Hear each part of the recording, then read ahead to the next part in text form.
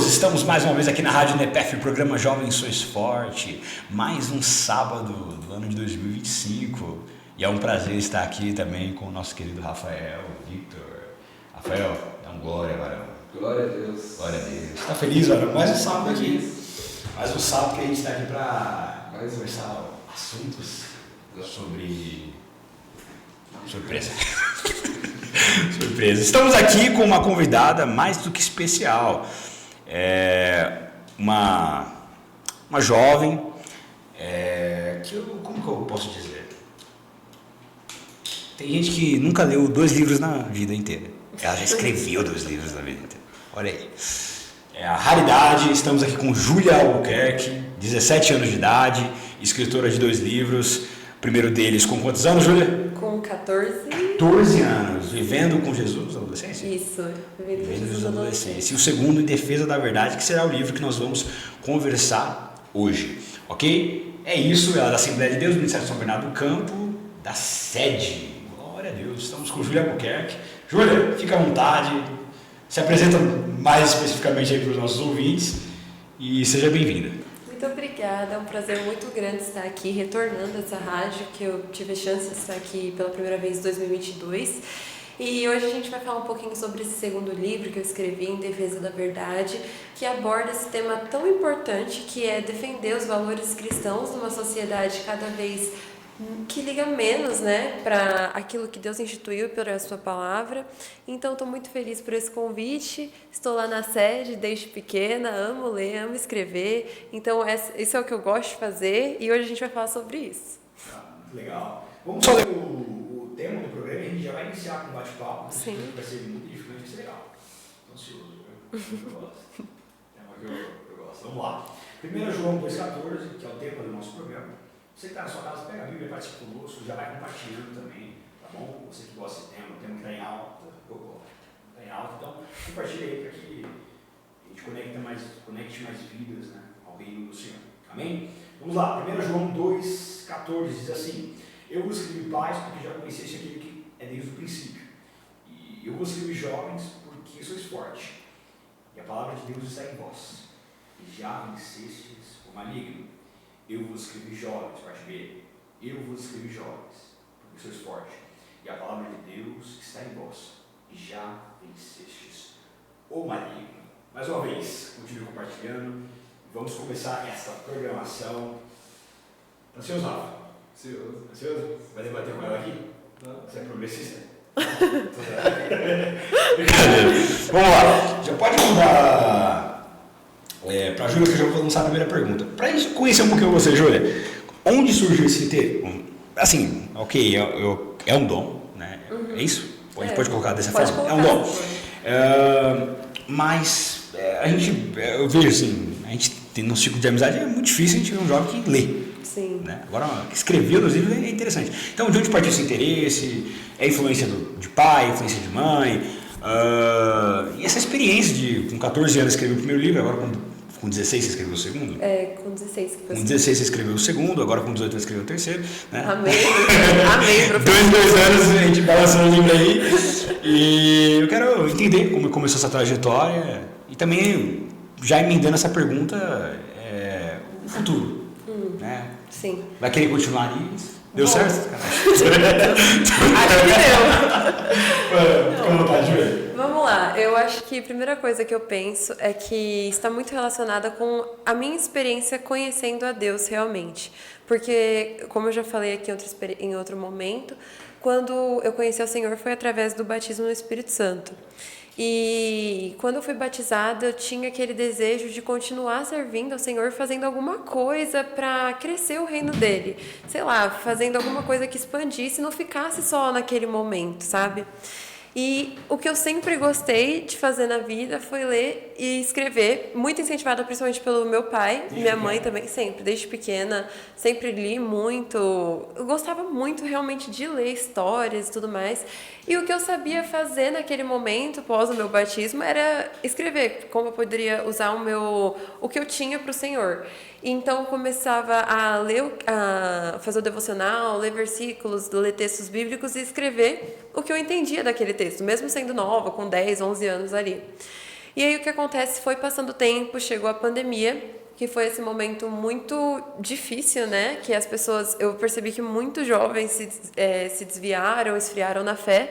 E eu falei, Senhor, eu quero continuar usando aquilo que eu tenho, que é essa paixão por escrever, esse dom que o Senhor me deu, para alcançar essas pessoas também.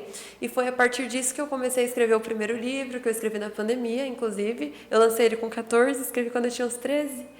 E, enfim, e aí foi uma bênção, inclusive o Senhor Deus, ele abençoou esse projeto.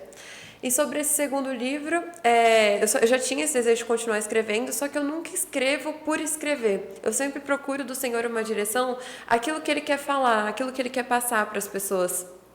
E esse segundo livro teve muito assim a experiência de realmente ser confrontada, ter os meus valores, a minha fé sendo confrontada em um ambiente acadêmico, e eu percebi que eu tinha que me posicionar, eu senti essa necessidade de me posicionar e o nome de Deus ser glorificado nisso. Então, como eu ia me posicionar, além da fala, que eu sempre falei bastante, foi através da escrita. E está sendo uma bênção, eu amo fazer isso, e se Deus quiser, logo mais, aí pra frente, a gente vai ter outros livros conforme o Senhor for entregando esses temas. Legal. No livro, eu lembro até, foi acho que uma das partes que mais me cativou, eu lendo ali a sua mudança, né? Você começou estudando numa escola cristã desde pequena, isso, né? E mudou de escola, que não era... Como posso dizer? Era cristã. Secular. Era uma escola com viés secular. Né? Isso. E a surpresa, né, com a diferença no ensinamento. Né? Não tinha, a gente pode dizer, não tinha diferença do ensinamento de casa para a escola quando você estudava na escola cristã. Agora, quando partiu para uma escola secular, você sentiu essa diferença. Eu queria entender um pouquinho como é que foi e discorrer um pouquinho dessa sua experiência. Bom, isso aqui foi algo que mais me marcou, e eu acho que foi aí que despertou, inclusive, esse desejo de escrever esse livro e tudo mais. Foi basicamente assim, eu nasci, graças a Deus, pela misericórdia do Senhor, uma família cristã, cresci em um ambiente cristão, ia para uma escola cristã, meus amigos eram cristãos, tudo era sobre Jesus, de certa maneira. Tipo isso. Então, assim, tudo era sobre essa bolha, né, dos nossos valores cristãos. Na escola a gente fazia oração, tinha aula de religião, era tudo relacionado a isso. Só que aí, quando eu completei 11 anos, eu acabei me mudando e fui para uma escola que é secular. E foi aí que tudo, assim, na minha vida mudou, digamos assim. Porque quando eu entrei nessa escola, eu comecei a perceber que o mundo que eu vivia, aquilo que era falado, não é a realidade das pessoas. Era a realidade do meu ambiente cristão, mas que o mundo é muito o oposto de tudo aquilo que eu vivia. Então foi nessa escola que eu fui pela primeira vez confrontada, que eu tive meu primeiro contato com ideologias. Então todo mundo falava sobre feminismo, sobre marxismo, sobre ativismo LGBTQIA+. E eu nunca tinha ouvido falar nessas coisas, eu nem sabia o que era tudo isso. Então foi um choque muito grande, porque parecia que todo mundo já tinha definido ali algumas verdades que estava certo para todo mundo, menos eu. Eu não sabia. Então foi um momento de confronto mesmo da minha fé, dos valores que os meus pais implantaram em mim, que a igreja implantou em mim, onde as pessoas falavam tudo assim que eu nunca tinha ouvido falar e que vai de contrário com a nossa fé. Então foi um momento de choque e foi a partir daí que eu comecei a ter essas experiências de defender a fé. Perfeito. E foi aí que você esse livro. Misericórdia. Vamos lá. Então vamos começar os temas que nós separamos, começando com a relativização. Consegui. Da verdade. Vamos lá. O que significa relativizar a verdade? Existe verdade absoluta ou tudo depende da perspectiva de cada um? Como a relativização da verdade tem afetado a moral, ética e os valores na sociedade? E qual é o posicionamento bíblico sobre a verdade? Há espaço para relativismo na fé cristã? São 4 perguntas nesse tema e a gente vai escorrendo agora durante essas 3 horas e meia. Como é? Tá certo. Vamos lá. Então, vamos começar por partes. A primeira coisa, o que é relativizar a verdade? O que significa isso?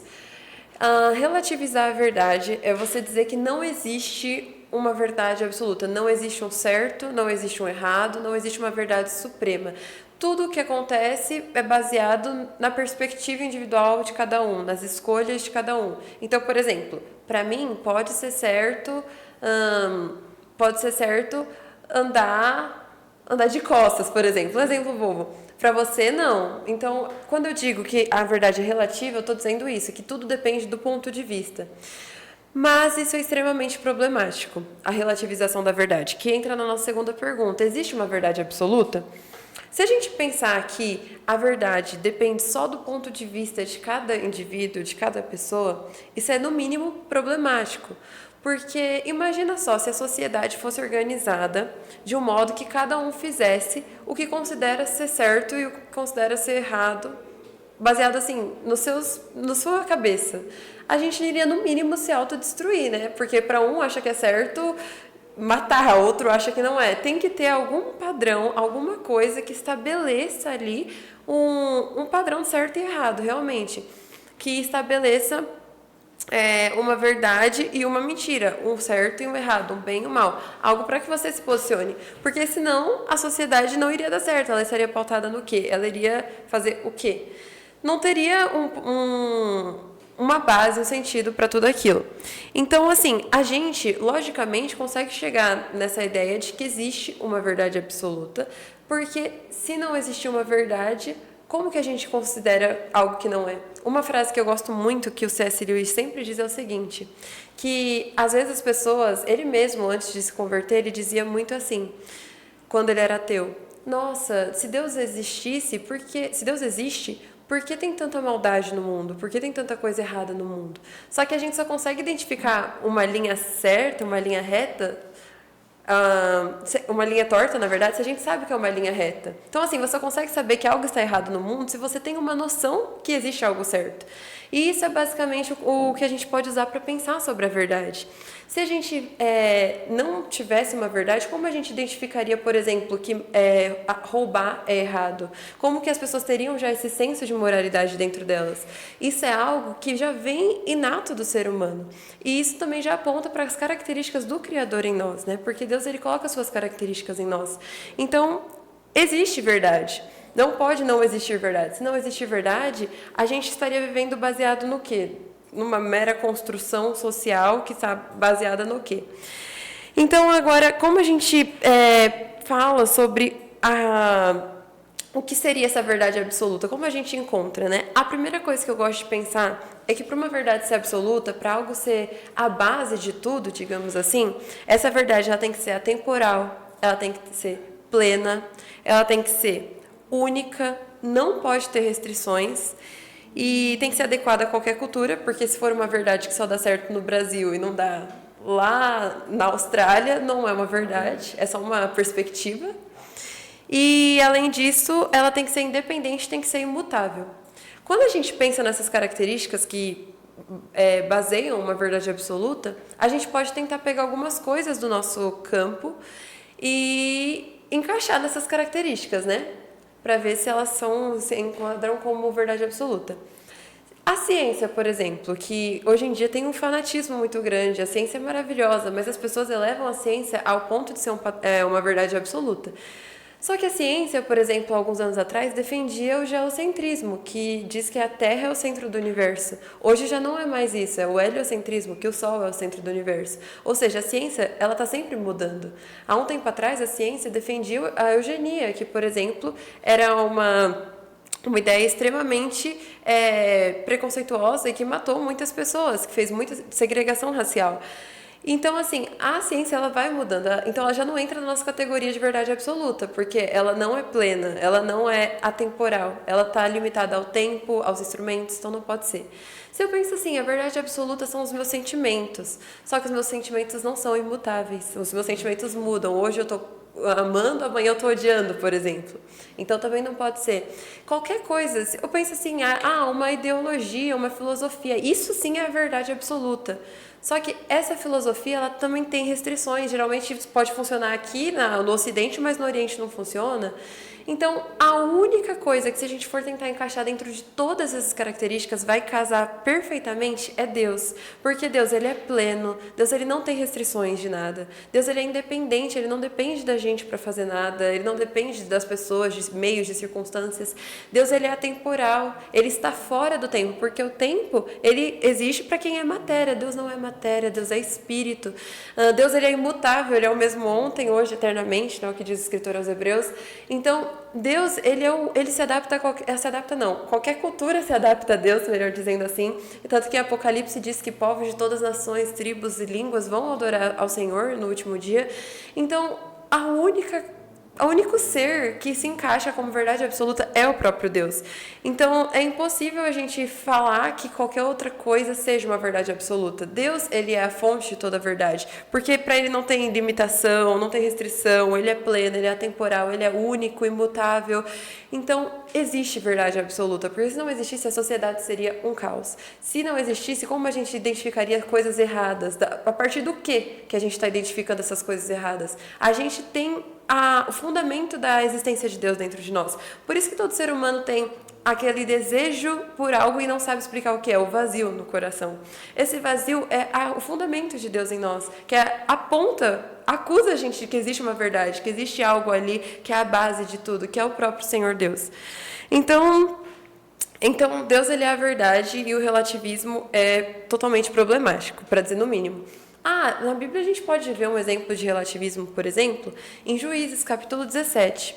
Conta a história ali do jovem Mica, que a mãe dele, ele era dos montes de Efraim. A mãe dele tinha uma prata lá, um ouro, e esse jovem, ele rouba da mãe dele, e aí depois ele devolve, e a mãe dele consagra a Deus, só que manda fazer um ídolo. E aí separa um sacerdote lá, eles criam lá, colocam junto com o ídolo para adorar ao Senhor, supostamente. E aí separam lá um levita que estava passando para ser um sacerdote. Resumo, naquela época, o livro de Juízes conta que não tinha rei em Israel. Como se não tivesse uma verdade, não tem um guia, não tem uma direção. Naquela época as pessoas faziam o que elas consideravam ser certo. Era um relativismo, cada um fazia o que era certo aos seus olhos. É o que está escrito em Juízes. E olha só que problemático que foi aquilo. Teve separação sacerdotal inapropriada, mentira, roubo, idolatria. Quando a sociedade não tem uma verdade absoluta, cada um faz o que é certo aos seus olhos, é isso que acontece. Então existe uma verdade absoluta, é o Senhor Deus, ele é essa verdade. E sobre a outra pergunta que você fez, que é como essa relativização tem afetado os valores, né, a moral, a ética na nossa sociedade. A partir do momento que as pessoas acreditam que não existe uma verdade, que eu posso fazer aquilo que eu considero ser correto, que eu posso fazer o que eu considero ser certo, que eu julgo ser certo porque é a minha vida, minhas regras, meu corpo, meu mundo, elas acabam se distanciando do seu Criador. E isso espiritualmente é extremamente sério, porque ninguém ganha nada se afastando do Senhor Deus, muito pelo contrário. Por isso que a gente vê os efeitos de uma sociedade que hoje em dia nossa geração é extremamente materialista, egoísta, depressiva, uma sociedade vazia, cheia de coisas e ao mesmo tempo sem nada. Então, você transformar tudo como se fosse uma questão de ponto de vista te afasta do Senhor. E quanto mais longe do Senhor você está, menos pleno você vive. Então isso mostra como a nossa sociedade é uma sociedade bagunçada, uma geração que prega por liberdade, mas se sente só. É uma geração que prega por independência, mas precisa de sempre ter alguém ali ajudando porque não consegue viver pleno sozinho. Então, é uma sociedade doente, é uma geração doente, porque resolveu acreditar na sua verdade, não na verdade que o nosso Criador diz ao nosso respeito. E qual que é o posicionamento bíblico, né, sobre a verdade? A Bíblia é clara. Eu sou o caminho, a verdade e a vida, ponto. Jesus, ele é a verdade. Deus é a verdade. Então, não existe espaço na fé cristã para o relativismo. Não tem como você dizer, eu sou cristã, mas essa é a minha verdade, tá? Para você, eu não sei, se você não for, tudo bem, cada um tem a sua verdade. Não existe isso, porque a Bíblia, ela não é um livro para a gente simpatizar ou gostar e brincar com ele, flertar com ele. Não, a Bíblia é um livro para a gente viver, para a gente abraçar, para a gente acreditar. Então, na fé cristã, o que Deus nos mostra? Ele é a verdade. Se ele é a verdade, quando você rejeita a verdade, você está abraçando a mentira. Então, se você aceita o Senhor Deus como verdade, você automaticamente tem que assumir que o que ele diz é verdade. Você tem que assumir que existe céu, que existe inferno, que existe juízo, que existe responsabilidade, que existe compromisso, que existe vida de santidade. Tudo isso é assim, inerente, é óbvio, tipo, a Bíblia. Então não tem como você dizer que você é cristão e cada um tem o seu ponto de vista. Você pode entender que a pessoa não acredita na sua fé, você pode entender que para aquela pessoa tem um certo padrão de vida, mas você sabe que a pessoa gostando ou não, Deus existe. A pessoa gostando ou não, o juiz existe. A pessoa acreditando ou não, existe verdade, existe certo e errado. Então, para um cristão não existe espaço para o relativismo, porque a Bíblia já nos direciona ao que é certo e o que não é. Perfeito. Uma fonte de sabedoria. Misericórdia. Como que o Rafa falou no começo do programa, é muita inteligência pro meu querido. Querido galera. Até parece. Muito bom. Então, quem são os ladrões do ensino da verdade? Bom. A gente separou aqui para falar sobre o marxismo, né? E a gente começa. Quais são os princípios fundamentais do marxismo, né? Que é um dos ladrões, né? Do ensino da verdade. Em que aspectos, Júlio, o marxismo se choca diretamente com a visão cristã do mundo e como o marxismo ainda influencia as políticas públicas educacionais atualmente? Isso aqui é bem sério, né? Existe risco de doutrinação ideológica na escola? A gente até comentou um pouquinho no começo, né? E como identificá-la, tá? Aí a gente vai decorrendo sobre esses assuntos aí, então isso vai ser interessante. Vamos lá. Sim, então vamos lá. Primeira coisa é sobre isso, né? Ladrões do ensinamento da verdade. A gente sabendo que existe uma verdade absoluta, a gente tem que entender que a nossa sociedade, o mundo jaz no maligno. Isso a palavra do Senhor já nos diz. Se o mundo jaz no maligno, o mundo não vai aceitar a verdade. E por isso que existe essa luta tão grande contra a verdade nos nossos dias. Que é essa tentativa de descaracterizar a fé cristã, de falar que Deus não existe, de negar aquilo que ele instituiu, a família, os valores, os princípios, porque é uma sociedade que está sob o poder do maligno. E se está sob o poder do maligno, vão lutar contra isso. E um desses ladrões do ensinamento da verdade, por que eu chamo assim? Que querem roubar, querem ceifar os ensinamentos, aquilo que a gente tem no nosso coração, que Deus plantou em nós, é o marxismo. E para a gente falar de marxismo, a gente tem que voltar a entender um pouquinho como que funciona, né? Então vamos lá. A gente tem que entender que o marxismo tem esse nome porque o autor, né, dessa ideologia, Karl Marx, nascido em 1818, morreu em 1883 na Alemanha, ele junto com seu amigo Friedrich Engels, eles pensaram sobre a sociedade, foram sociólogos, refletiram sobre a sociedade, as estruturas, as relações e criaram o Manifesto Comunista. E nesse manifesto eles começam a colocar ali os princípios fundamentais do marxismo, que é a pergunta. E quais seriam esses princípios? Eles começam a olhar a história da humanidade e percebem que o quê? A sociedade sempre foi marcada por antagonismos. O que é isso? O que é um antagonismo? É um revanchismo, é uma luta. Então sempre teve o oprimido e o opressor. A sociedade, na visão deles isso, sempre foi dividida assim, o explorado e o explorador, o oprimido e o opressor. E eles resumem a história da humanidade ao quê? A uma luta de classes. Então, é isso que ele diz. Ele fala que essa é a história da sociedade. Ele resume tudo a uma grande luta de classes. Chefe, funcionário, seria tipo, exatamente homem, isso. mulher, preto e branco, perfeito. pobre. E aí a gente já vê o primeiro problema, é exatamente isso. É uma visão sempre antagônica. Então, chefe e funcionário, como você disse, pai e filho, professor e aluno, mulher e homem, negro e branco. Isso a gente já vê meio o primeiro problema aqui, né? Você limitar a história, limitar a sociedade a grupos antagônicos, a uma luta de classes. Porque assim, que existiu e que existe exploração, opressão, ninguém nega esse fato. Isso é óbvio, a nossa sociedade existem relações opressoras, existem relações de exploração, só que isso a gente não pode limitar a história a isso. A gente não pode limitar as relações humanas a isso. Porque, por exemplo, um pai e um filho, por exemplo, eles podem ter não tem que ter necessariamente uma relação de oprimido e opressor. O que a Bíblia diz pra gente? A Bíblia nos diz isso. A Bíblia diz o quê? Filhos, honrem seus pais, e pais não irritem seus filhos. Então, não é uma relação de oprimido e opressor. É uma relação ali, sei lá, de proteção e cuidado, uma relação ali de família, de projeto de Deus. Então, é problemático a gente querer limitar a história da humanidade a luta de classes. Porque se você não se encaixa em um grupo, você tem que automaticamente se encaixar em outro. Isso é limitante, isso não é não é uma forma coerente de enxergar a sociedade. Então, sabendo disso, sabendo que esse é o princípio fundamental do marxismo, essa luta de classes, o que eles propõem? Que todas as mazelas que acontecem na nossa sociedade vêm justamente por conta dessas relações de exploração que acontecem. E qual que seria a forma de superar essas mazelas? Através de uma revolução. Uma revolução contra quem? Contra a burguesia. Quem é a burguesia, né? Nesse meio tempo aí? Será? A burguesia, quem é? No passado, a história, né? Tinha a pirâmide social, e quem sempre esteve no topo dessa pirâmide era quem? Os aristocratas, os nobres, essas pessoas que herdavam as terras, as riquezas, por quê? Por nascimento. E tinha os pobres, que eram a maior parte da população, que eram os servos, vassalos, camponeses. Acho que a gente está mais para aí, né? Mas aí, nesse meio tempo, surgiu essa terceira classe aí, que é a burguesia, tão falada burguesia, que é importante a gente entender isso para entender como eles associam o cristianismo à burguesia também. A burguesia eram ali alguns homens que não eram nem aristocratas, porque não tinham sangue nobre, digamos assim, não tinha nascimento berço de ouro, nascimento privilegiado, mas também não eram camponeses, vassalos.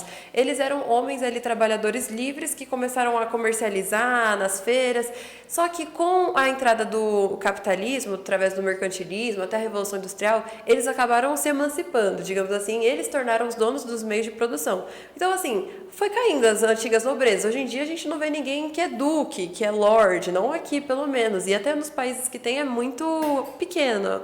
Então quem foi conseguindo acumular o maior dinheiro? A burguesia. E o que então o marxismo diz? Que o problema da sociedade é essa burguesia, porque essa classe que está se aproveitando do trabalho, explorando, eles são os opressores contra os oprimidos, baseado naquela visão que a gente viu de divisão, certo? E aí, qual que é o problema agora? Que aí a gente entra na segunda pergunta, né? Em que aspectos o marxismo se choca diretamente com a visão cristã de mundo? Acho que a gente pode começar falando que, para eles, são vários pontos que a gente vai falar aqui que se chocam, mas que, para eles, a primeira coisa é que é impossível imaginar uma família tradicional cristã sem ser burguesa. Então, eles atribuem a nós, cristãos, esse papel de burguesia. Por quê? Porque são aqueles que trabalham, aqueles que constituem a família, aqueles que não simpatizam com a luta, com a ideia de trocar um grupo do poder porque somos oprimidos e colocar outro grupo lá. Não. O que o cristão ele faz? Ele serve a Deus com a sua família e é isso. Ele não está preocupado exatamente em e contra a classe dominante. Ele está preocupado em ajudar o próximo, não em mudar a sociedade, o estamento da sociedade. E aí agora a gente vê que já é um ponto que não bate muito, porque esse princípio de luta não está entre nós. Além disso, agora a gente pode começar a falar dos pontos que se chocam, que a gente já vê que essa base de limitar a história já não bateu muito com a nossa fé, né? Já não bateu muito com bom senso, primeiramente. Mas, vamos lá. A primeira coisa que eu acho que é o ponto que mais pega é essa questão de família.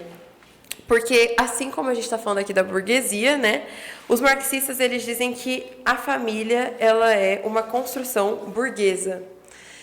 E assim, nós sabemos que a família foi instituída pelo próprio Deus. A família não é burguesa. A família ela foi feita por Deus.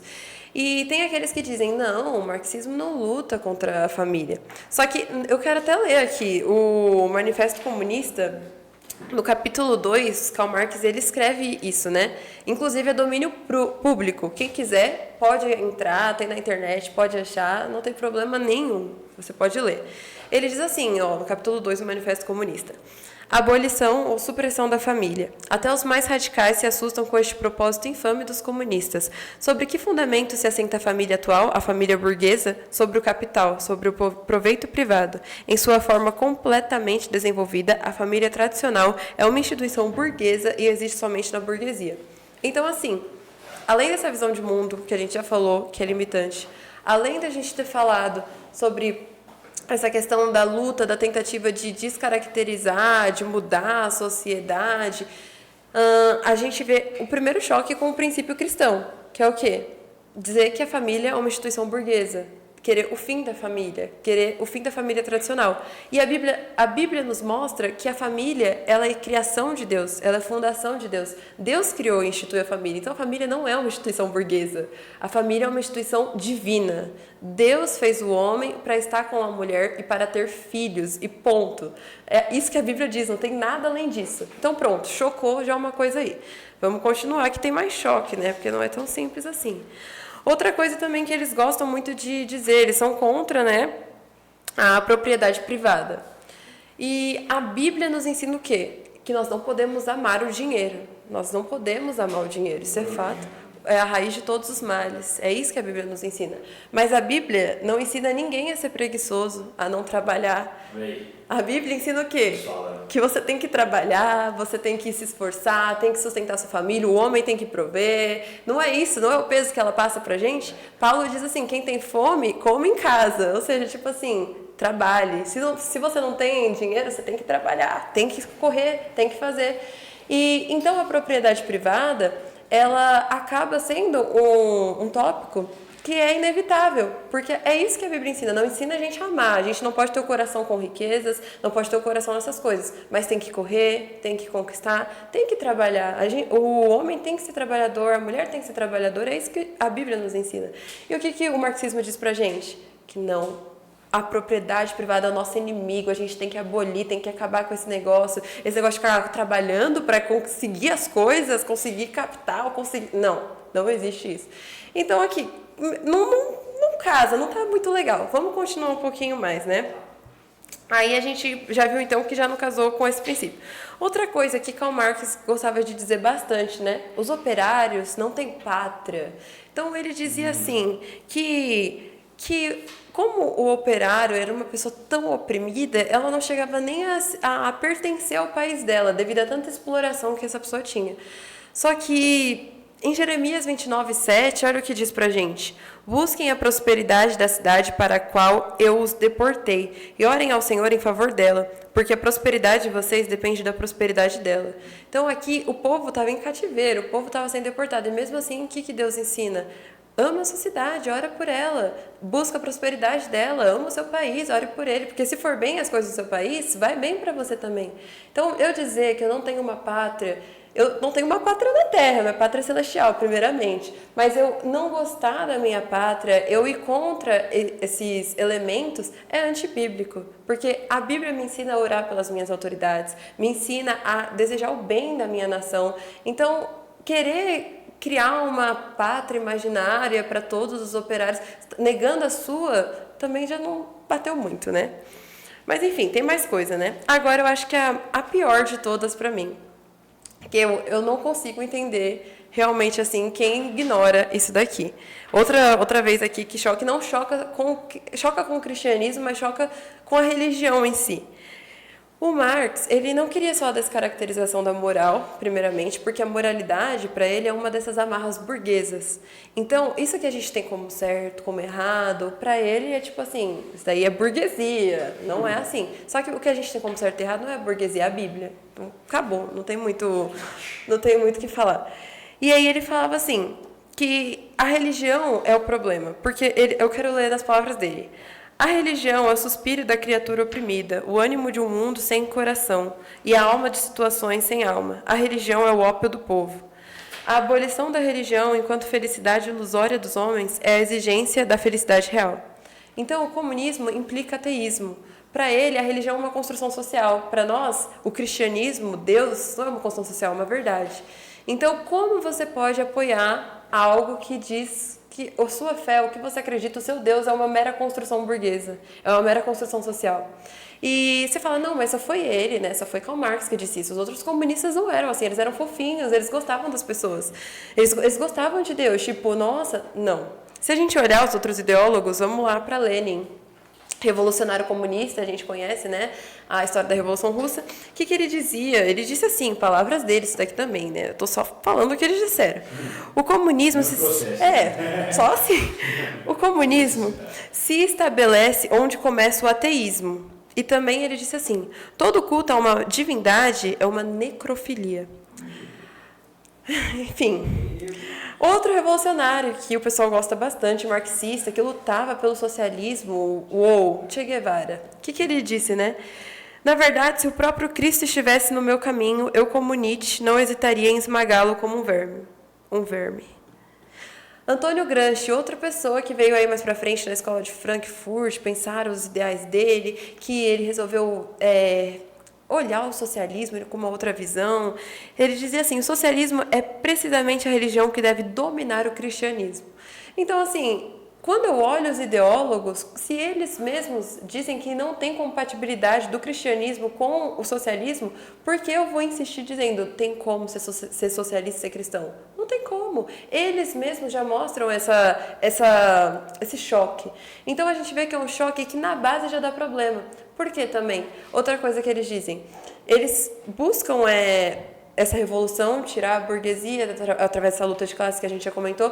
Por quê? Para instituir uma sociedade mais justa e mais igualitária. Só que a gente tem um probleminha aqui, porque eles dizem que o homem nasce bom, só que a sociedade corrompe o homem por conta do capitalismo, da propriedade privada e da burguesia. Só que se isso fosse verdade, a gente teria que rasgar a Bíblia, porque a Bíblia diz pra gente que o homem nasce ruim, que a gente nasce com pecado, todos nós somos frutos de uma natureza caída, de uma natureza adâmica. Então nós corrompemos a sociedade, nós somos pessoas ruins e nós fazemos coisas ruins. Quem não tem Jesus, quem não é regenerado pelo Senhor, não tem como produzir frutos bons. Uma árvore ruim não pode produzir frutos bons, a Bíblia ensina isso. Então outra coisa aqui na base, eu não tô nem entrando ao fundo, eu tô na base, eu tô falando da luta de classe, tô falando dessa visão de sociedade, aqui já dá uma incompatibilidade. Então, assim, não tem como. Outra coisa, sociedade, para ter uma sociedade justa, igualitária, isso é uma utopia, isso não existe. Se o homem é ruim e o homem está aqui, vai continuar sendo ruim. E eu não estou falando isso que a gente não tem que lutar. A função do cristão é lutar, é ajudar o pobre, é ajudar a viúva, é olhar para o outro, é fazer a justiça social. Jesus fazia isso, ele nos chama isso. Só que a gente fazer isso não quer dizer que a gente acredite que a sociedade vai ser o paraíso. O paraíso é só no céu. O paraíso é ao lado de Jesus, quando a gente for regenerado totalmente. Então, não tem como. E isso é uma coisa que não bate. Nosso paraíso não vai ser aqui, vai ser no céu. A gente sabe disso.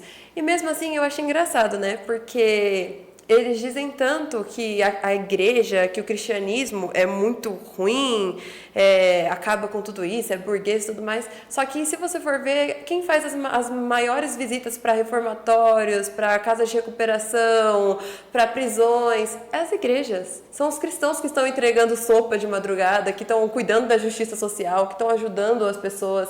Porque a gente não precisa de uma bandeira, a gente não precisa se dizer marxista para olhar para o próximo. A gente segue o exemplo de Jesus, entende? Então, assim, a base da ideologia se choca. E é importante a gente saber disso, por quê?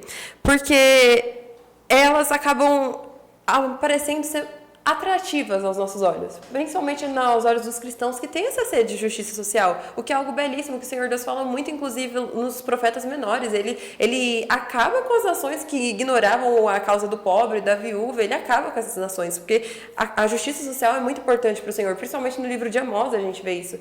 Só que você querer fazer algo bom para o seu próximo, fazer a justiça social, não te obriga a se aliar a uma ideologia que não tem essa verdadeira intenção. Esse é o problema. As pessoas querem ver a coisa boa, olhar para os pobres, tadinho, oprimidos. As pessoas sofrem muito na sociedade, sofrem, a gente tem que ajudar, mas eu não preciso abraçar uma ideologia que vai contra a palavra de Deus que eu acredito, do Deus que eu sirvo.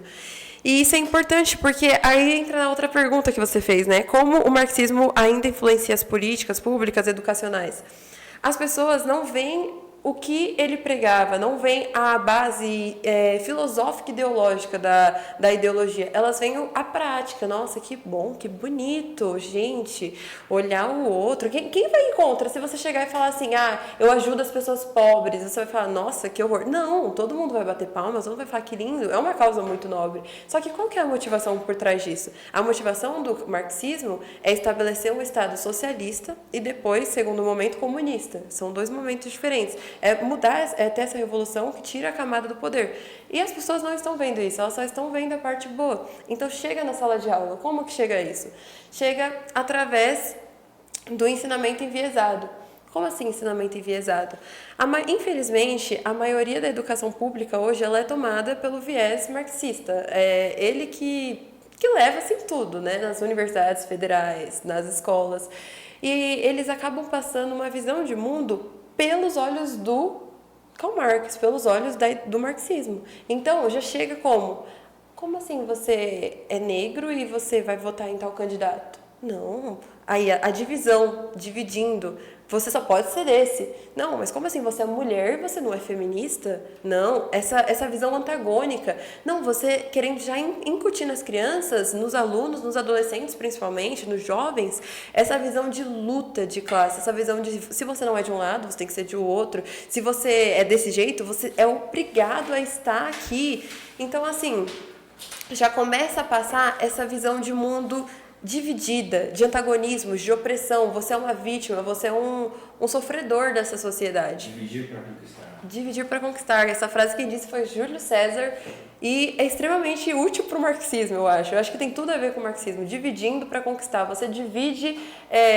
uma pessoa chega, você não pode pertencer a tal grupo, você não pode fazer tal coisa por causa dessa tua característica. Você dividiu e conquistou essa pessoa. Então, assim, é isso que eles fazem. Na sala de aula é muito isso. Mas você tem que ter consciência social, mas você não pode falar desse jeito, você é o oprimido, você não pode, sabe? Você não é o opressor. Sendo que a nossa história não é assim, nossa história está escrita nas mãos do Senhor, sabe? A gente não se divide por meras questões de oprimido e opressor. Eu sou livre, eu sou filha de Deus, sabe? Então, assim... chega através disso, chega através de um ensinamento enviesado, de uma visão que os professores já vão passando a própria história, a história do mundo, já com essa visão de luta, não passa com outra visão. Os livros, tudo que vai ser discutido em sala de aula já passa como? Com a visão da divisão, com a visão da divisão para conquistar. E existe risco de doutrinação ideológica nas escolas? Como identificar essas doutrinações? Sim, existe muito risco. Como que a gente identifica essas questões? É muito simples. Eu vou compartilhar uma experiência. Quando eu comecei a ter contato com essas ideias, eu ouvia essas coisas e muitas vezes eu não sabia exatamente o que estava errado. Mas sabe quando você ouve um discurso e você fala, não sei, tem alguma coisa errada, eu não sei o que é, mas não está batendo. Por exemplo, o feminismo, que foi a primeira ideologia que eu tive contato quando eu entrei para essa escola secular. Eu lembro que falavam muito sobre... E a gente já entra no tópico 3. No tópico 3, boa. Que é esse negócio de direito das mulheres, né? Citavam muito. E eu achava muito bonito, né? Eu pensava, meu Deus, que coisa linda, as mulheres têm que ter direitos mesmo. Glória a Deus, tem que ter mesmo, né, gente? Mas, enfim. Só que sabe quando o discurso a professora começava a falar muito sobre a questão da mulher ser oprimida? E no contexto que eu vivi, eu nunca vi exatamente uma mulher sendo oprimida. Claro, não estou negando o fato que existam, machismo é uma coisa séria. Mas assim, eu começava a ficar... Que tanta opressão que a professora passava como se nós fôssemos oprimidas por uma sociedade. E eu nunca me senti oprimida na minha casa, na minha igreja, na minha fé. Eu me sentia ótima do jeito que eu era, entende?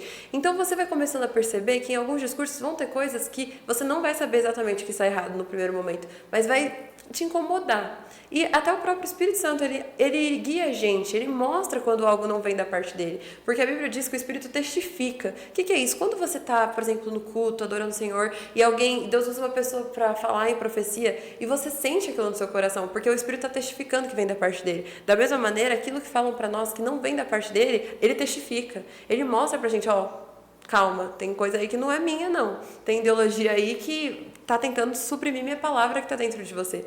Então, existe risco na escola, principalmente uma coisa que eu queria alertar, que é extremamente importante. Na sala de aula é um ambiente onde não tem celular, onde não tem ninguém de fora olhando, só tem um professor que é a autoridade e os alunos. E aí, tudo que aquele professor falar, principalmente se forem alunos muito novos, eles vão acreditar como verdade. Porque ele é a autoridade presente ali e ninguém vai saber o que aconteceu, o que foi falado.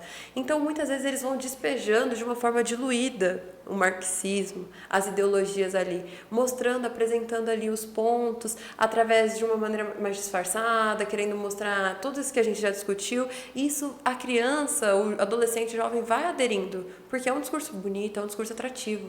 E isso é extremamente preocupante, porque ele já cresce com essa visão de mundo como se aquilo fosse a verdade absoluta. Eles passam como verdade absoluta, sendo que essa, na verdade, é a perspectiva. Essa não é a verdade absoluta. Esse é o ladrão da verdade, que a verdade é Deus. Então, o que acontece? Como identificar? Pedindo a ajuda do Espírito Santo, percebendo, tem algum discurso ali que você viu que está meio enviesado? Pensa um pouquinho. Gente, a educação foi uma estratégia formada pelo progressismo de dentro das escolas. Não sei, eu não cheguei a ver essa parte, mas sabe que chegaram um momento e falaram assim, para a gente conquistar esse povo e essas ideias nossas seguirem à frente, a gente tem que usar a educação. Totalmente isso, na verdade. O que acontece? Teve esse senhor aí que eu citei a frase dele sobre cristianismo, que ele falou que o socialismo tem que dominar o cristianismo. Outro mano, agora o Antônio Gramsci. Antônio Gramsci, ele pensava no socialismo, só que ele era socialista, só que ele repensou a forma do socialismo. Ele falou assim, olha, enquanto Karl Marx ele propunha essa revolução armada, né, que ele tem que mudar, que a última etapa do socialismo, que é a transição para o comunismo, tem que ter essa revolução armada, onde toma os meios de produção, toma a elite, digamos assim, que governa e muda. Ele falou assim, enquanto Karl Marx luta por essa revolução armada, isso não vai acontecer, não na nossa sociedade. Ninguém vai pegar em arma para mudar quem está no poder. Quer dizer, espera-se, né? Mas, enfim.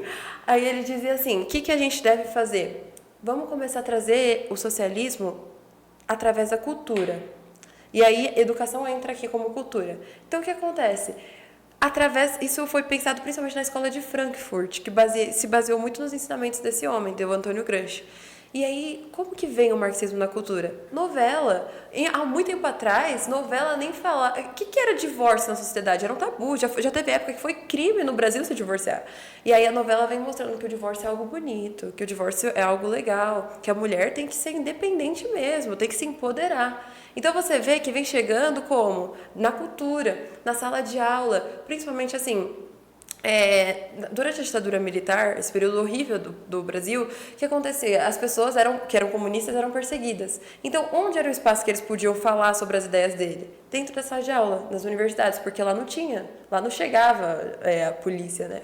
Pelo menos não tanto quanto fora, não tanto quanto você fala numa praça. Então, o que aconteceu? Eles começaram a perceber que se eles fossem passando isso na cultura, na TV, nas mídias, nas salas de aula, na educação, na cultura de uma forma geral, tudo aquilo que a humanidade produz, isso iria se disseminar. E é o que acontece hoje em dia. O socialismo, o marxismo, ele se dissemina onde? Na cultura. É a cultura, é as séries, é a TV, é os livros. É uma novela que você vê, não vou falar emissora, mas o Homem de Saia, o pai fala assim, eu vi essa cena esses dias, não sei se vocês viram. O que é isso? Tá de saia? Pai, pelo amor de Deus, professor. A mãe dela que fez pra mim. Aí a namorada fala, calma, ele é um opressor. Homem branco de... bom, eu vi essa cena. Conservador. Oh, aí, de saia. Vira homem, rapaz, pelo amor de Deus. Isso. Exatamente, é através disso. Então, assim, na sala de aula eles perceberam que o quê? Ainda mais... Olha só, isso é muita... Essa é sacana, essa é a palavra. Porque dentro da sala de aula tem o quê? Criança, adolescente, gente que está em formação. Uma criança, um adolescente, principalmente... É porque a gente está acostumado aqui na igreja, que o pessoal, todo mundo tem base, né? Chega numa criança de 10 anos que vai na escola dominical, ela fala os 66 livros da Bíblia para você. Mas no mundo não é assim que funciona. Uma criança de 10 anos, de 12 anos, não sabe de nada. Ela não tem uma base, a família não aponta o que é certo e o que é errado. Então você chega numa sala de aula e começa a lhe mostrar, a criança vai abraçar a ideia. O adolescente vai achar linda aquela causa. Então, é totalmente estratégico isso sim. Isso é uma massa de manobra, né, na verdade, essas pessoas, infelizmente, acabam se tornando, para conseguir passar essa ideologia. Certo. Vamos falar um pouquinho sobre o feminismo, e aí você dá uma olhadinha, Júlia. Tem mais 3 temas, né? Meu Deus. Ver qual que é o... Sim. Tá bem identificado aí qual que a gente pode entrar. E... Vamos falar um pouquinho sobre o feminismo. Bora. Você comenta um pouquinho como foi o seu primeiro contato, né, com o feminismo na escola? Isso. Na escola, tá? E aí a gente vai para quais frutos o feminismo moderno tem gerado na sociedade. Deixa eu falar no microfone. Quais frutos o feminismo moderno tem gerado na sociedade? Como podemos combatê-lo com verdade e amor? Né? A gente vê jovens sendo tomados ali por essa ideologia. Né? Jovens... Eu conheço, né, jovens cristãs que nasceram em berço evangélico, mas foram totalmente capturadas, vou falar desse jeito, né? Eu até me pergunto, mas qual que foi o erro, meu? Berço evangélico, ensinamento desde criança, o que será que aconteceu? Mas, bom, quais frutos o feminismo tem gerado na sociedade, Júlia? Bom, vamos lá. Os frutos, eu acho que assim, o primeiro que a gente vê é que o feminismo, a gente tem que entender que ele aparenta querer lutar pelo direito das mulheres. E por isso eu vejo que muitas meninas abraçam essa causa. Porque vem com um discurso muito belo. Todas as ideologias a gente já viu que vem com um discurso belo. Só que essa é a faixa. A verdadeira intenção do movimento feminista é o quê? A revolução sexual. Ou seja, a mudança da moralidade. O que elas dizem, né? As ideólogas. As ideólogas. A moralidade cristã, essa moralidade que a sociedade põe pra gente é opressora. E a mulher ela só vai conseguir se emancipar verdadeiramente quando ela passar por esse processo de revolução sexual. Que basicamente é mudar tudo aquilo que a gente considera correto, né? E errado. E aí, quais são os frutos que a gente vê? Primeiro de todos, uma sociedade libertina. Uma sociedade imoral, uma sociedade que aplaude a depravação, uma sociedade que aplaude o ridículo, o exposto, o absurdo, porque para eles isso é a liberdade, isso é a emancipação, e as mulheres não percebem que ao se colocarem como um objeto e aplaudirem isso, elas na verdade estão se depreciando, na verdade elas estão se objetificando, né? Essa é a verdade.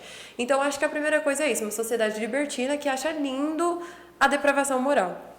Além disso, a irresponsabilidade dos homens. Eu acho que o feminismo gera muito isso. Porque a partir do momento que o feminismo ele luta, por exemplo, por um aborto e diz assim pra você, olha, se não deu certo, mata, aborta, não é mata, né? Aborta. Se não deu certo, toma a pílula no outro dia. Isso acaba mostrando o quê pro homem? Que o homem não tem que ser responsável. O homem não tem... Por que eu vou assumir o bebê se ela pode dar um fim nele? Digamos assim. Então a gente vê uma geração de homens cada vez mais fracos, mais irresponsáveis, não conseguem assumir as suas funções, não conseguem assumir os seus papéis, porque a mulher está sempre passando na frente, porque a mulher ela já se objetificou e o homem aplaude isso. Então, primeira coisa, geração libertina. Segunda coisa, homens fracos, fim da masculinidade, fim da feminilidade. Muitos. Hoje em dia, bastante. E o que mais que a gente pode ver? Ódio à figura de Deus. Pra lá.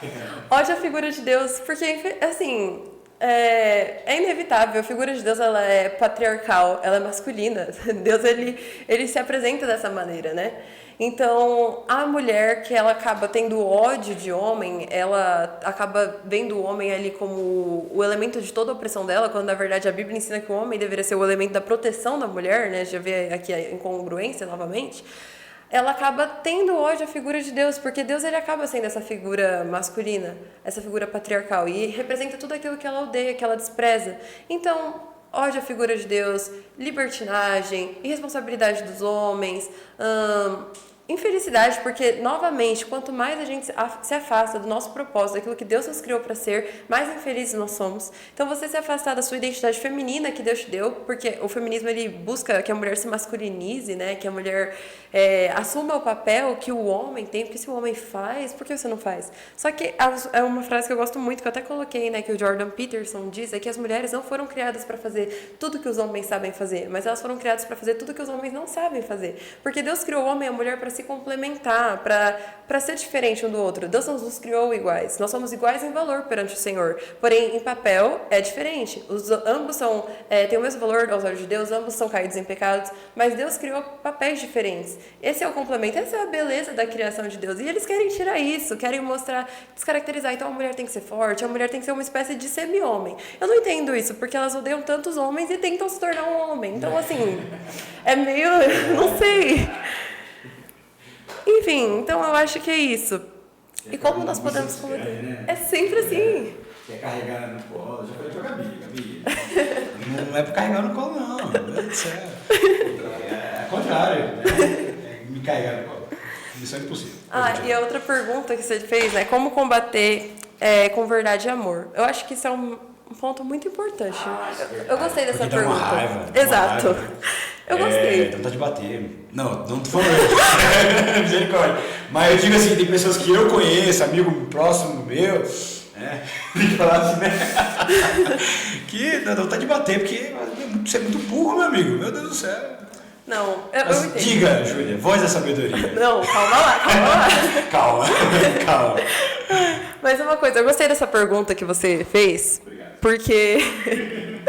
Porque assim, isso é verdade. Muitas vezes a gente, quando ouve essas ideias, as pessoas defendendo, principalmente meninas que a gente vê que cresceram no nosso meio, causa assim um certo incômodo, uma certa irritabilidade, um estresse. É natural isso. Como não ficar? Porque pra gente parece algo muito óbvio. Só que a gente precisa entender que ninguém se torna feminista, marxista ou o que quer que seja, porque eu quero acabar com a família, acabar com o cristianismo. Quer dizer, deve ter alguém, mas na regra, assim, geralmente não é. Eu quero acabar com tudo isso porque eu sou uma pessoa contra tudo isso. Não, geralmente a pessoa como? Eu quero mudar a sociedade, eu quero ajudar as pessoas que precisam, eu não quero que as mulheres sofram na mão de homens opressores. Então, geralmente, começa com uma boa intenção. Só que qual que é o segredo para isso? Encher essa pessoa de Jesus. Quanto mais Jesus você tem em você, quanto mais palavra, quanto mais fé, mais fundamento, você não precisa dessas ideologias. Porque se eu encontro na palavra do Senhor um refúgio, eu sei que a melhor forma para eu combater qualquer opressão que eu ver na sociedade é pelo cristianismo, é pelo que Deus me ensina. Eu sei que como que eu combato por exemplo, essa questão do machismo, criando homens que sejam bíblicos, não criando homens que sejam qualquer coisa menos bíblicos. Então, é enchendo a pessoa de Deus. Então, quanto mais nós estamos cheios de Deus, menos essas ideologias vão nos atrair, porque nós já temos a maior, a suprema, que é a palavra de Deus, que não é uma ideologia, na verdade, é uma verdade, é a verdade absoluta. Então, combater com amor e verdade, ensinar, tentar sentar e conversar com essas pessoas, mostrar, mas por que você está defendendo isso? É porque eu sou contra as mulheres sofrerem. Eu também, quem não é? Esse é o ponto, quem não é, né? Mas é porque as mulheres são oprimidas. Sim, tem muitas mulheres que são. E como a gente combate isso? Você acha que a melhor forma de combater é revolucionando a sexualidade de todas as mulheres, implantando um novo sistema agora para que as mulheres sejam livres? Não. Provavelmente a pessoa vai se assustar. Porque a maioria delas não conhecem, não sabem que, por exemplo, a maioria das feministas, as ideólogas, acabam defendendo o fim da maternidade, o fim da feminilidade.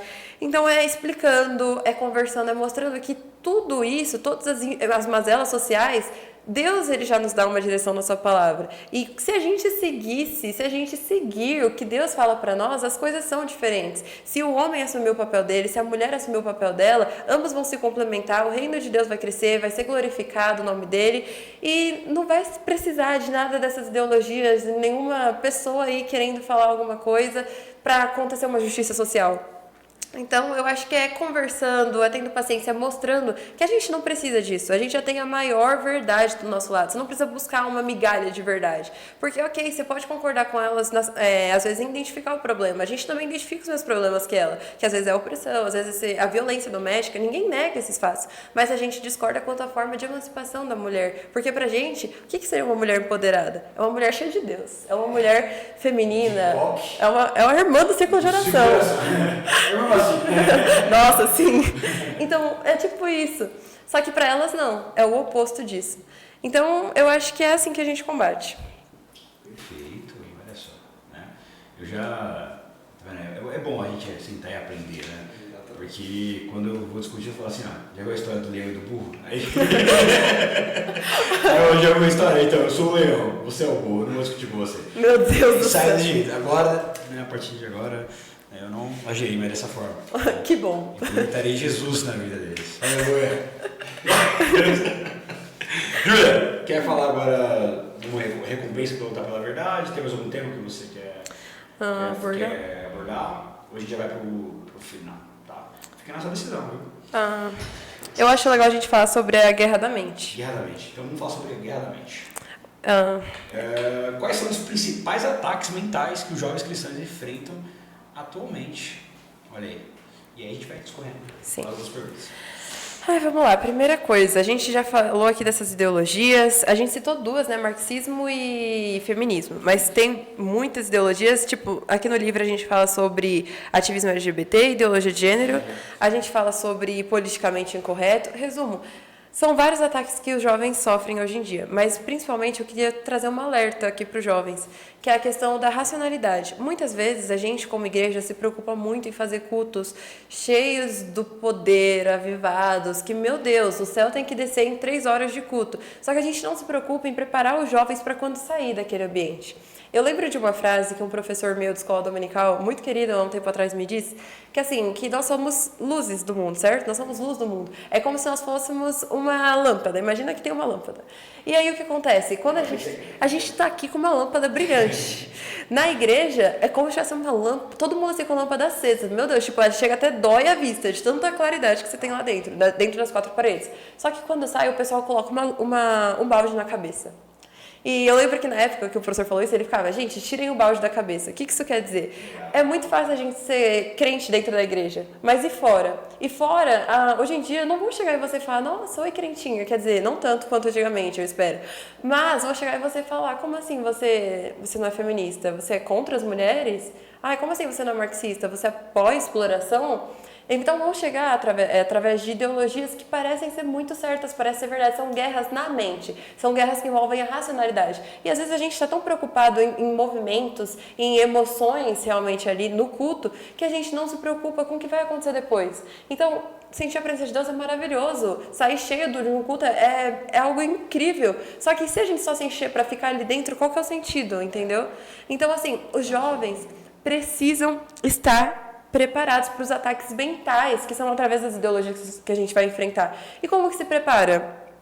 Lendo, gente, estudando a palavra de Deus primeiramente, que você precisa ter base da sua fé, e estudando as ideologias. Não faz sentido. Outra coisa que me incomoda muito, me incomoda de verdade.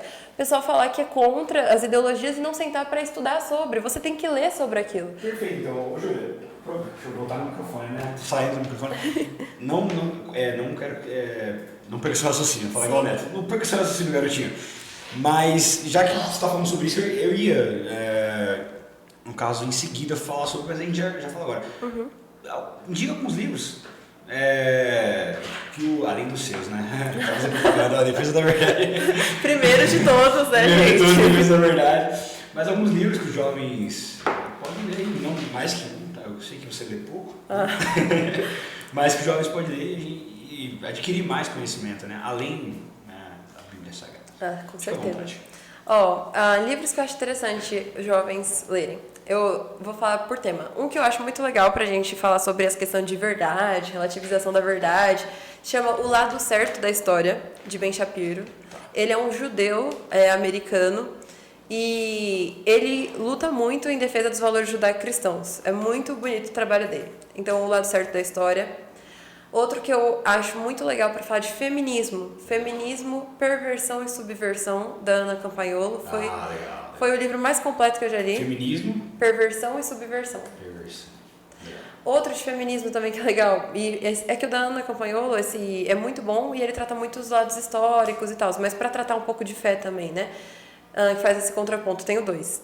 Para meninas, especialmente. Mas os meninos que quiserem estudar sobre feminismo também, né? Por favor. Feminilidade Radical. Feminilidade Radical é muito bom. É um livro que trata feminismo versus feminilidade à luz da Bíblia.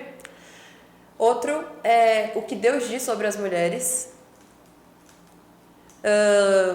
Esse é da Elizabeth Elliot, se eu não me engano. Esse é muito bom. E agora, outros livros também, que eu acho legal para os jovens terem um conhecimento. A Abolição do Homem, do C.S. Lewis, fala sobre moralidade. Outro mais, A Verdade Absoluta, tem pela editora CPAD. Eu esqueci o nome da autora, mas eu acho que é Nancy alguma coisa. A Verdade Absoluta. Tem mais, calma. Defesa da Verdade. Em Defesa da Verdade. Gente, não, esse daqui é o primeiro da Júlia, lista. se a pessoa que quiser comprar ainda consegue comprar? Ou Em Defesa da Verdade? É. Com certeza. Contato Pode. direto com você? Contato comigo, direto. Direto com você, ok. Com certeza, gente, comprem esse livro. Eu fiz tudo que eu li, eu resumi aqui, então é um bom ponto. O que mais? Que eu acho legal? O Cristão e a Política. Oh, verdade. Já leu esse? É o único. Tô brincando, mas eu li. Mas é muito bom, né? Eu li, é muito bom. Ele inclusive, é parecido, que aborda vários Esses temas. Né? Sim, eu Mas gostei eu preferi muito. o seu. Nossa! Nossa. Então, isso é muito bom. Enfim, eu tô falando livros assim, mas outra coisa que eu também acho importante. Não tenha medo, depois que você, claro, já tiver uma base, assim, da sua fé e dos livros que você já leu, não tenha medo de buscar livros deles também. Leia o Manifesto Comunista, leia o livro da Simone de Beauvoir. Não, mas antes você tem que ter uma base. Não tem como você ler sem ter uma base cristã e com seus livros já assim, sabe? Já ter lido a sua visão de mundo. Mas depois disso, lê os deles. É importante para você poder falar com afirmação, com propriedade. Porque você chegar falando só a sua convicção também não faz sentido. Se alguém chegar para você falando da Bíblia, a partir da convicção dela, por exemplo, a Bíblia é machista e ponto, sem nunca ter lido a Bíblia, você vai se incomodar. Da mesma jeito que você chegar falando para você que o Manifesto Comunista é errado, sem nunca ter lido, você vai se incomodar, entende? Onde que a gente encontra o Manifesto Comunista? Ele tem como domínio público, então tem PDF na internet, mas também para comprar outros livros que... Não pense em comprar isso. Eu também acho. Brincadeira. Mas assim... É bom pra dar estrada.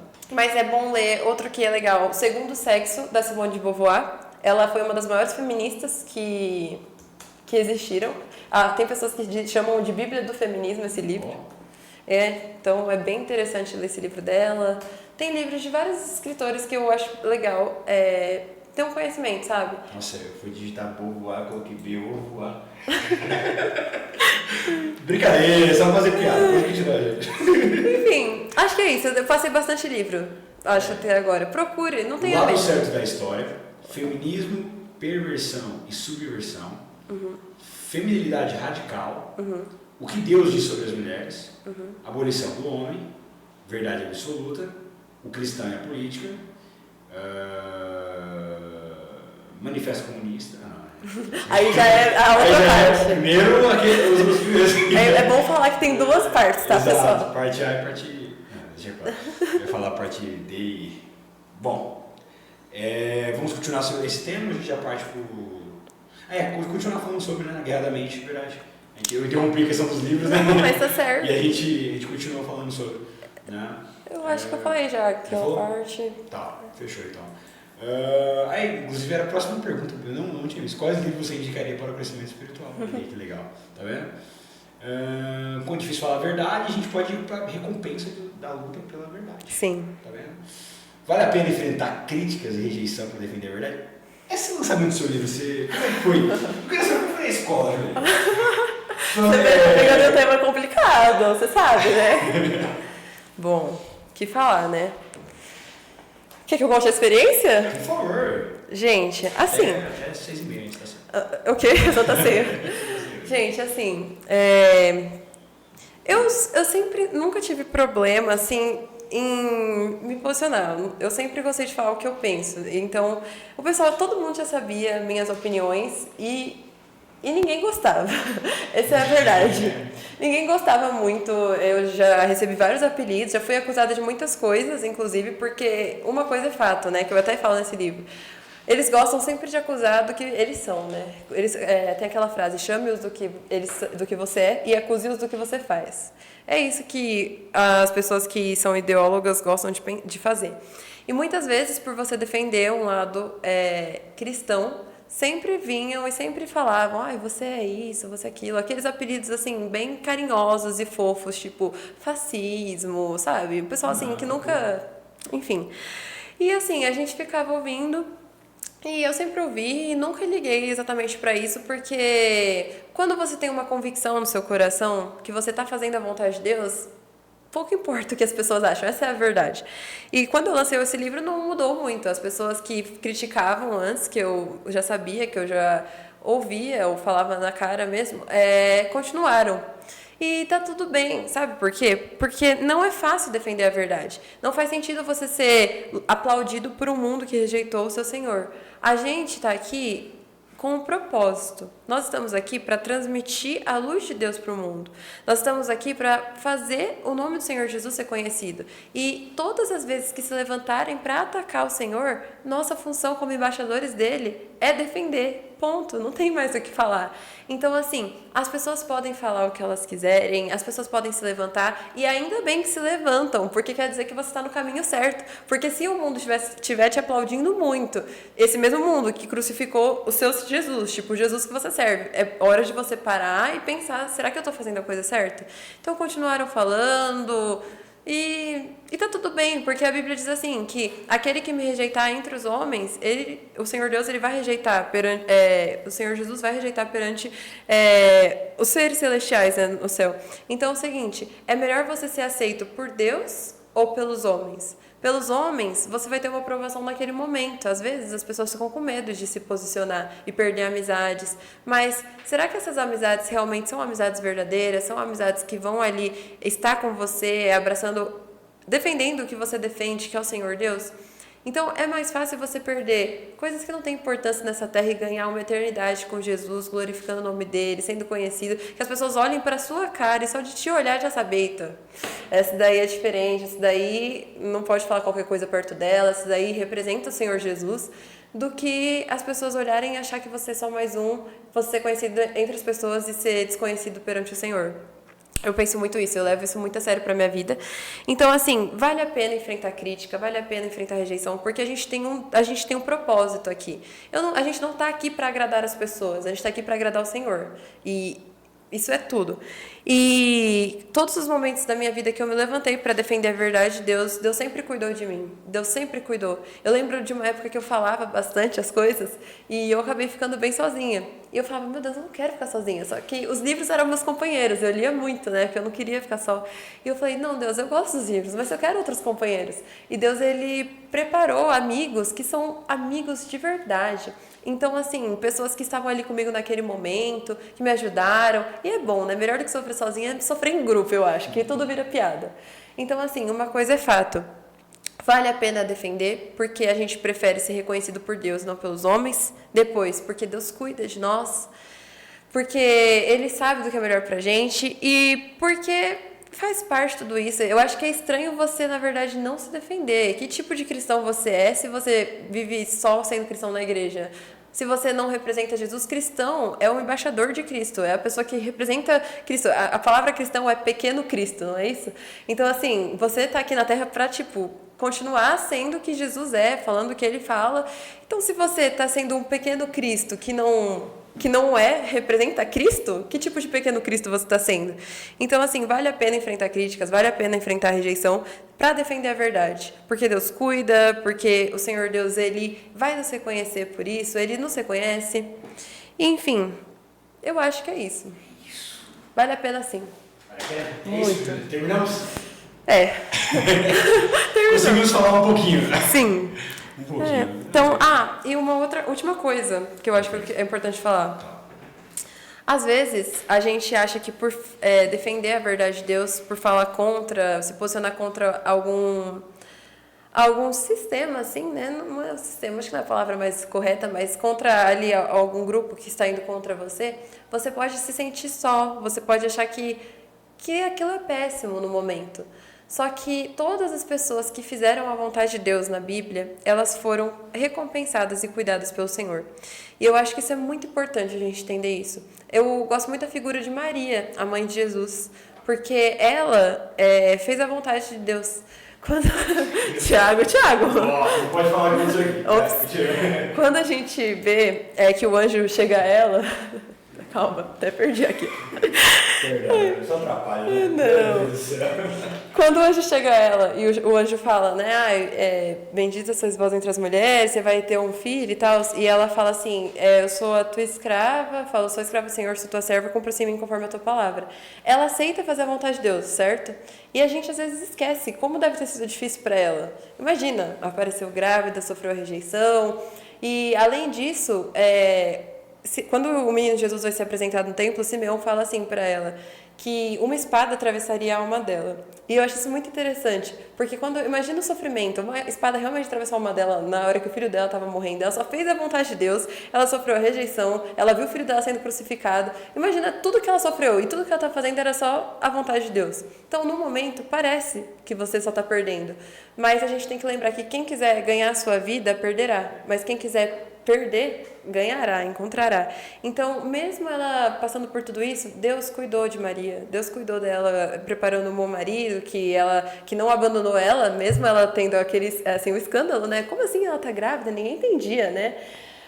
Mesmo assim, na hora que Jesus estava na cruz, ele olhou para ela e falou para João, que estava perto dela, eis aí a tua mãe, eis aí o teu filho, não deixou ela desamparada, porque senão, imagina, ela fica sozinha naquela época. Então, assim, é difícil, não vou mentir, não vou dizer que não é, mas vale a pena, porque Deus cuida, assim como Ele cuidou de Maria por fazer a vontade de Deus. É isso, eu acho que essa palavra que eu queria deixar para o final. Meu Deus. Salva de palmas.